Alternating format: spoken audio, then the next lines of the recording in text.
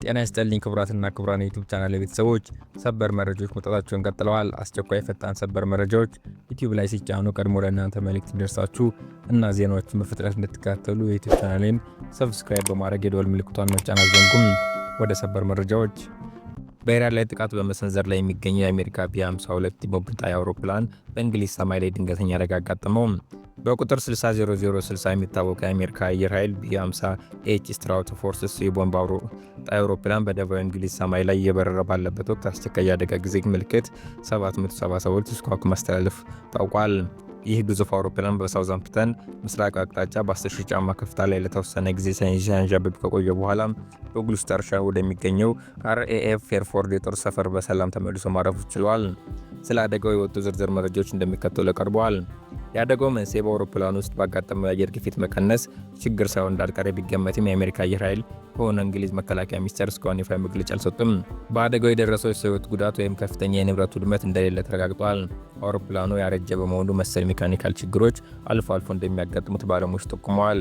ይህ ቢ52 አውሮፕላን በኢራን ሚሳኤል ጣቢያዎችና ወታደራዊ ተቋማት ላይ ጥቃት በመሰንዘር ላይ የሚገኘው የኦፕሬሽን ኢፒክ ፌሪ አካል ነው። አውሮፕላኑ ከሌሎች ቢ1 ቢ ክላስ አውሮፕላኖች ጋር በመሆን ከመጋቢት ጀምሮ በእንግሊዝ የጦር ሰፈር ውስጥ መመደቡ ይታወሳል። የጠቅላይ ሚኒስትር ኬር ስታርመር መንግስት የእንግሊዝ ወታደራዊ ተቋማት አሜሪካ የመከላከያ እርምጃ እንዲውሉ ፈቃድ መስጠቱ ይታወሳል። ክስተቱ በበረራ መከታተያ ድረገጾች እና በማህበራዊ ሚዲያዎች ላይ በስፋት የታየ ሲሆን እንደ ዴይሊ ስታር እና ሚረር ያሉ የእንግሊዝ መገናኛ ብዙሃን በከፍተኛ ትኩረት ዘግቦታል። ምንም እንኳ የፖለቲካ ተንታኞች እንደ ጆርጅ ካሎ ያሉ ሰዎች ክስተቱን በስፋት ቢገልጹትም አውሮፕላኑ በሰላም በማረፍ ሁኔታው ይበልጥ ሳይባባስ ታግቷል። አደጋው ከውጭ ጠላት ጥቃት ጋር የሚገናኝ ምንም አይነት ማስረጃ እስካሁን አልተገኘም። በባህሬን የሚገኘው የአማዞን ሰርቨር በድሮን ጥቃት ምክንያት አገልግሎቱ አቋርጧል። የአማዞን የክላውድ አገልግሎት ዘርፍ የሆነው አማዞን ዌብ ሰርቪስ በባህሬን የሚገኝ የመረጃ ማዕከሉ በድሮን ጥቃት ምክንያት አገልግሎት ማቋረጡን አረጋግጧል። ኩባንያው ሰኞ ምሽት እንደ አውሮፓውያን አቆጣጠር መጋቢት 23 ቀን 2026 ባወጣው መግለጫ በመካከለኛው ምስራቅ እየተካሄደ ባለው ጦርነት ምክንያት የባህሬውን የኤደብሊውኤስ ቀጠና መስተጓጎል እንደገጠመው አስታውቋል። ይህ ክስተት በወሩ ውስጥ ለሁለተኛ ጊዜ ያጋጠመ ሲሆን ቀደም ሲል በባህሬንና በተባበሩት አረብ ኤሚሬትስ የሚገኙ የኤደብሊውኤስ ማዕከላት በድሮን ጥቃት ሳቢያ ከፍተኛ መዋቅራዊ ጉዳትና የኃይል መቆራረጥ ደርሶባቸው እንደነበር ይታወሳል። አማዞን ለደንበኞቹ ባስተላለፉት ጥሪ በአገልግሎት መቆራረጡ ምክንያት ስራቸው እንዳይደናቀፍ መረጃዎቻቸውን ወደ ሌሎች አስተማማኝ የኤደብሊውኤስ ቀጠናዎች እንዲያዛውሩ አሳስበዋል። ከእንግዲህ እናንተን አናምናችሁም። ይህ የኢራን ባለስልጣናት ለዶናልድ ትራምፕ ልዑክ የሰጡት አስደንጋጭ ምላሽ ነው። በዲፕሎማሲያዊ ዓለም ጀርባ ቢላዋ ተሰክቶብናል የሚል ክስተት እየተሰማ ነው። ነገሩ እንዲህ ነው። ባለፈው የካቲት ወር ላይ የትራምፕ አማካሪና አማች የሆነው ጃሬድ ኩሽነር እና ስቲቭ ዊትኮፍ ከኢራን ተወካዮች ጋር በጄኔቫ ተቀምጠው የሰላም ንግግር አድርገው ነበር። ይሁን እንጂ ውይይቱ በተጠናቀቀ በሁለተኛ ቀን የአሜሪካ በኢራን መዲና ቴህራን ላይ በሰነዘረችው ጥቃት የአገሪቱ የበላይ መሪ አሊ ካሚኒ ተገደሉ። ይህ ክስተት ኢራን በከፍተኛ ሁኔታ አስቆጥቷል። አሁን ደግሞ አዲስ የሰላም ንግግር በፓኪስታን ሊጀመር ታቅዷል። ነገር ግን ኢራን አንድ ቅድመ ሁኔታ አስቀምጣለች። ከኩሽነርና ከዊትኮፍ ጋር ዳግመኛ ጠረጴዛ ላይ አንቀመጥም፣ በእነሱ ፈንታ ኢራኖች የመረጡት ሰው አለ። እሱም የአሜሪካው ምክትል ፕሬዚዳንት ጄዲ ቫንስ ነው። ኢራኖች ቫንስ ቃሉን ይጠብቃል ብለው ያምናሉ። ቫንስ ቀደም ሲል በትራምፕ የጦርነት እርምጃዎች ላይ ጥርጣሬ የነበራቸው ሰው በመሆናቸው አሁን ለሚካሄዱ ድርድር እንደ ታማኝ ሰው ተቆጥረዋል። በሌላ በኩል እንደ ሳውዲ አረቢያ ያሉ የባህረ ሰላጤው ሀገራት ይህንን ጦርነት መላውን ቀጠና ለመለወጥ ትልቅ እድል ነው በማለት ትራምፕ ጥቃታቸው እንዲቀጥሉ እየወተወቱ ነው። የነዳጅ ዋጋ መዋዠቅና የዓለም ገበያ መረባበሽ ደግሞ የሁኔታውን አሳሳቢነት ይበልጥ ጨምሮታል። ዓለም አሁን አይኑን ወደ ፓኪስታን ጥሏል። እንግዲህ ቫንስ የጦርነቱን እሳት አጥፍተው ሰላምን ያመጡ ይሆን ወይስ የሁለቱ ሀገራት ቅራኔ ይበልጥ እየተባባሰ ይሄዳል? እናንተስ ምን ትላላችሁ? በዲፕሎማሲው ዓለም መተማመን አንዴ ከጠፋ በኋላ እንደገና መመለስ ይቻላል?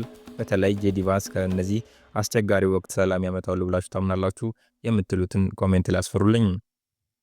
የአሜሪካ ፕሬዚዳንት ዶናልድ ትራምፕ ባለ 15 ነጥብ የተኩስ አቁም እቅድ በፓኪስታን በኩል ወደ ኢራን መላካቸውን መገናኛ ብዙሃን ዘገቡ።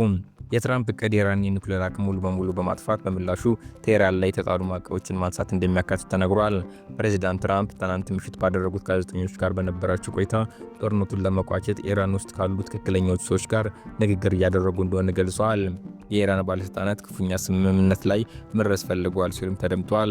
እንደ ትራምፕ ገለጻ እየተደረገ ባሉ ንግግር ምክትል ፕሬዚዳንት ጄዲ ቫንስ እና የውጭ ጉዳይ ሚኒስትር ማርኮ ሩቢዮ ተሳታፊ ናቸው። የኢራን መንግስት በጭራሽ የኒውክሌር መሳሪያ እንዳይኖረው ተስማምቷል ሲሉም ከዚህ ቀደም ሲናገሩ የነበሩት ሀሳብ ደግመዋል። አክሎም የኢራን ተደራዳሪዎች ከነዳጅና ጋዝ ጋር በተያያዘ እጅግ ትልቅ ሽልማት ሰጥተውናል ብለዋል። በትናንትናው ዕለት እጅግ አስገራሚ ነገር አድርገዋል። ስጦታ ተሰጥቶናል፣ እናም ስጦታው ዛሬ ደርሶናል። እጅግ ከፍተኛ የሆነ ገንዘብ የሚያወጣ በጣም ትልቅ ስጦታ ነው ሲሉ ለጋዜጠኞች ተናግረዋል።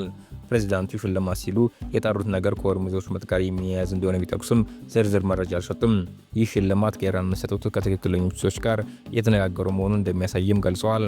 አመራራቸውን በሙሉ ገድለናል፣ ከዛም ተሰብስበው አዲስ መሪዎችን መረጡ፣ እነሱንም በሙሉ ገድለናቸዋል በማለት የተናገሩት ትራምፕ የአሜሪካና እስራኤል ጥቃቶች በኢራን የአገዛዝ ለውጥ አምጥተዋል ብለዋል። አክለውም ግን ማንንም አላምንም ሲሉ አስጠንቅቀዋል። ትራምፕ ይህንን ካሉ በኋላ የወጡ ዘገባዎች እንደሚያመለክቱት የአሜሪካ 15 የመደራደሪያ ነጥቦች አቅርባለች። ስለ እቅዱ በቅድሚያ የዘገበው የአሜሪካው ኒውዮርክ ታይምስ ጋዜጣ በፓኪስታን በኩል የተላከው እቅድ ወደ ኢራን ባለስልጣናት ስለመድረሱ እንዲሁም ተቀባይነት ስለማግኘቱ እንዳልተረጋገጠ ገልጿል። የእስራኤል ቴሌቪዥን ጣቢያ ቻናል 12 በበኩሉ በአሜሪካ እቅድ ውስጥ ከተካተቱት ነጥቦች መካከል የኢራን የኒውክሌር ፕሮግራም ሙሉ በሙሉ ማጥፋት የሚል እንደሚገኝበት ዘግቧል። ኢራን ተቀጽላ ለሆኑ ታጣቂ ቡድኖች የምትሰጠውን ድጋፍ እንድታቆም ማድረግ እንዲሁም የሆርሙዝ ወሽመጥ መክፈትም ከመደራደሪያ ነጥቦች መካከል ናቸው። ሁለቱ ሀገራት ድርድር እንዲካሄድ የአንድ ወር ተኩስ አቁም እንዲደረግ የሚጠይቁ የትራምፕ እቅድ ኢራን በአንጻሩ ሁሉም ማዕቀቦች እንዲነሳላት እንደሚያደርግ የእስራኤል መገናኛ ብዙሃን ዘግቧል። የኢራን ውጭ ጉዳይ ሚኒስትር አባስ አርጋቺ ሀገራቸው ከአሜሪካ ጋር ሁሉን አቀፍ የተኩስ አቁም እንጂ ጊዜያዊ ስምምነት ማድረግ እንደማትፈልግ ተናገሩ። የውጭ ጉዳይ ሚኒስትሩ ይህንን የተናገሩት ከቻይና አቻቸው ዋንግ ይ ጋር ባደረጉት ውይይት ላይ መሆኑን የቻይና መንግስት መገናኛ ብዙሃን ዘግቧል። አርጋቼ ኢራን ለጊዜያዊ ሳይሆን ለሁሉን አቀፍ የተኩስ አቁም ስምምነት ዝግጁ ናት በማለት ለመላው ዓለም አሳሳቢ የሆነውን የሆርሙዝ ወሽመጥ ከጠላቶቻቸው በስተቀር ለሌሎች ክፍት መሆኑን ተናግረዋል። በዚህም ከኢራን ጋር ጦርነት ውስጥ ከገቡት ሀገራት በስተቀር ሆርሙዝ በአሁኑ ወቅት ሁሉም መርከቦች ምንም ችግር ሳይገጥማቸው ማለፍ ይችላሉ ብለዋል። የቻይና መንግስት መገናኛ ብዙሃን በኢራንና በቻይና የውጭ ጉዳይ ሚኒስትሮች መካከል የተደረገውን ውይይት በተመለከተ መግለጫ ያቀረበ ሲሆን የቻይናው ሚኒስትር በኢራንና በተቀናቃኞቹ መካከል ያለውን አለመግባባት ለመፍታት ንግግር ዋነኛ መንገድ መሆኑን አለበት ብለዋል። ዋንግ ይ ሁልጊዜ መነጋገር ከመዋጋት የተሻለ ነው በማለት ሁሉም ወገኖች ለሰላምና ለንግግር የተከፈቱ አጋጣሚዎችን በፍጥነት እንዲጠቀሙ ጥሪ አቅርበዋል። ዩናይትድ ኪንግደም እና ፈረንሳይ በፋርስ ባህረ ሰላጤ ያለው ሁኔታ ሲፈቅድ ወሳኙ የባህር መተላለፊያ መስመር የሆነው ሆርሙዝ ወሽመጥ ለመጠበቅ የሚያስችል የሀገራት ጥምረት ለመመስረት እየጣሩ መሆናቸውን የመከላከያ ባለስልጣናት አስታወቁም። ለዚህም ዩናይትድ ኪንግደም ዩኬ ለዓለም የነዳጅ እንቅስቃሴ ወሳኝ የሆነውን የሆርሙዝ ወሽመጥን ለመጠበቅ የሚያስችሉ እቅዶችን ለማዘጋጀት የሚያስችል የደህንነት ጉባኤ ለንደን ወይም ፖርትስማውዝ ከተማ ውስጥ በቅርቡ ለማስተናገድ ፈቃደኛ መሆኑን አስታውቃለች። ባለስልጣናት እንዳሉት በሆርሙዝ በኩል ለሚያልፉ የንግድ መርከቦች ጥበቃ ለማድረግ የተለያዩ ሀገራት ባህር ኃይሎችን ጥምረት ያስፈልጋል። በተለይ ደግሞ ነዳጅ ጫኝ መርከቦችን ማጀብ በአሁኑ ወቅት ከፍተኛ ደረጃ እንደደረሰ አይነት ስጋት ላይ የሚወስን ይሆናል። ባለስልጣናት እንደሚሉት በሆርሙዝ ወሽመጥ በኩል በሰላም ለመተላለፍና የባህር ላይ ፈንጂዎችን ለማስወገድ በርካታ ሀገራት የሚሳተፉበት መፍትሄ ሊገኝ ይገባል። አሜሪካና እስራኤል በኢራን ላይ የከፈቱትን ጦርነት ተከትሎ በተፈጠረው የደህንነት ስጋት 20 ከመቶ በላይ የሚሆነው የነዳጅ ምርት የሚተላለፍበት ሆርሙዝ ከሞላ ጎደል ተዘግቶ ቆይቷል። በዚህም ሳቢያ በዓለም ገበያ ነዳጅ ዋጋ በከፍተኛ ሁኔታ ጭማሪ አሳይቷል። ባለፈው ሳምንት ፕሬዚዳንት ትራምፕ የኔቶ አጋሮቻቸው የሆርሙዝ ወሽመጥን ደህንነት በመጠበቅ እንዲተባበሩ ቢጠይቁም ተቀባይነት ሳያገኙ ቀርተዋል። በጦርነቱ ሳቢያ በተስተጓጎለው የነዳጅ ምርት ምክንያት ሀገራት ሌሎች አማራጮችን እየፈለጉ ሲሆን ጦርነቱ እንዲቆም ግፊት እየተደረገ ነው። የኢራኑ ፕሬዚዳንት መሱድ ፔሽኪን ባለፈው ሳምንት በእስራኤል ጥቃት ለተገደሉት የሀገሪቱ ብሔራዊ ደህንነት ጠቅላይ ምክር ቤት ዋና ጸሐፊ አሊ ላርጂን ተተኪ ሰየሙ። ከፕሬዚዳንቱ ጽህፈት ቤት የወጡ መረጃዎች ጠቅሰው የኢራን መገናኛ ብዙሃን እንደዘገቡት በተለያዩ የመንግስትና ወታደራዊ ስልጣን የቆዩ ሞሐመድ ባጌር ዞርጋሪ ኃላፊነት ተረክበዋል። በኢራን መንግስት ውስጥ ከፍተኛ ልምድና ተሰማኝነት የነበራቸው የብሔራዊ ደህንነት ምክር ቤት ዋና ጸሐፊ አሊ ላርጂን ዋና ከተማዋ ቴህራን ውስጥ በተፈጸመባቸው የእስራኤል ጥቃት ከልጃቸው ጋር መገደላቸው ይታወሳል። አዲሱ ተሿሚ ዞልጋሄር በእስላማዊ አብዮታዊ ዘብ ምክትል አዛዥነት ጨምሮ በከፍተኛ ኃላፊነቶች ላይ እየሰሩ ሲሆኑ በተጨማሪም በአገር ውስጥ ጉዳይ ሚኒስቴር የደህንነት ምክትል ሚኒስቴር እንዲሁም በተለያዩ መንግስታዊ ምክር ቤቶች ውስጥ በከፍተኛ ኃላፊነት ሰርተዋል። የቀድሞ ዋና ጸሐፊ ከተገደሉ ከሳምንት በኋላ የተሾሙት ሞሐመድ ባጌር ዞልጋሄር በኢራን አብዮታዊ ዘብ ውስጥ ብርጋዴር ጄኔራልነት ማዕረግ እንደነበራቸው ተዘግቧል። እስራኤል የኢራኑ ጠቅላይ መሪን ጨምሮ በርካታ ባለስልጣናት የገደለች ሲሆን የኢራን ወታደራዊና ፖለቲካዊ መሪዎችን ኢላማ ማድረጓ እንደምትቀጥል አስታውቃለች። አሜሪካና ኢራን ለድርድር እየተዘጋጁ ባለበት በአሁኑ ሰዓት እስራኤልና ኢራን አንዳቸው በሌላቸው ላይ የፈጸሙትን ጥቃት ቀጥለዋል። የኢራን እስላማዊ አብዮታዊ ዘብ በዛሬው ዕለት የፈጸማቸውን ጥቃቶች በተመለከተ ባወጣው መግለጫ በተለያዩ የእስራኤል ክፍሎች ላይ የሚሳይሎች ጥቃት መፈጸሙን አስታውቋል።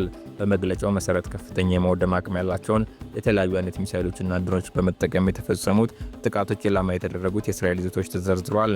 በዚህም መሰረት በሰሜንና ማዕከላዊ ቴል አቪቭ የሚገኙ ጥበቃ የሚደረግላቸው የደህንነት ተቋማት ራማት ጋን፣ ኔጌቭ ውስጥ የሚገኙ የንግድና ወታደራዊ ድጋፍ ማዕከላት፣ ቤርሼባ ውስጥ የሚገኙ ወታደራዊ አቅርቦትና የአስተዳደር ዋነኛ ማዕከላት ይገኙባቸዋል።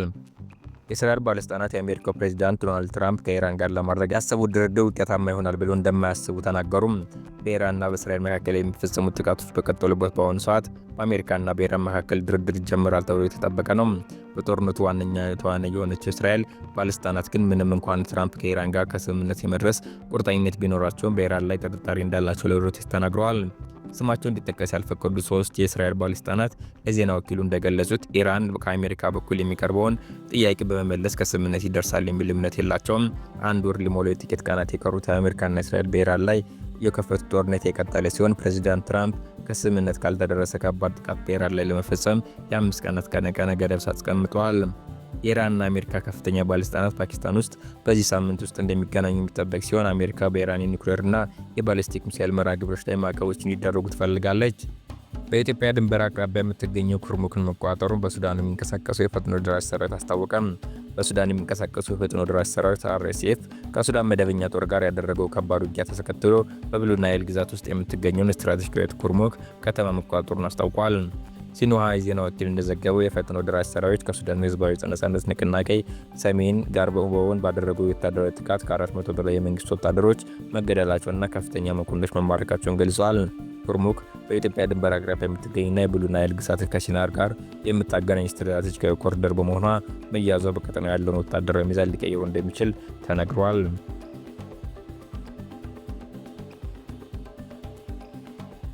አብራችሁ ስለቆያችሁ አመሰግናለሁ። ዜናዎችን ይዘን ፈጸምኩ።